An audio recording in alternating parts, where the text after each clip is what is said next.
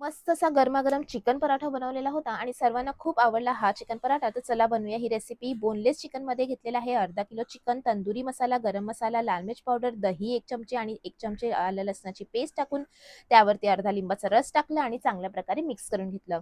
आपण गव्हाचं पीठ घेतलेलं आहे. त्यामध्ये थोडंसं मीठ, थोडंसं तेल आणि पाणी टाकून नॉर्मली जसं आपण आटा गुंथतो ना, तसंच गुंथून घेतलेलं आहे.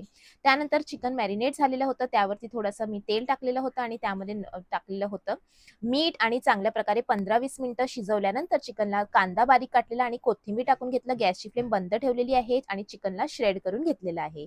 त्यानंतर आपण जशा प्रकारे चपाती तयार करतो तशाच प्रकारे आपण इथे चपाती तयार करून घेऊया आणि त्यावरती आपली चिकनची स्टफिंग जी आहे ना ती टाकून घेऊया. वरून दुसरी चपाती ठेवूया.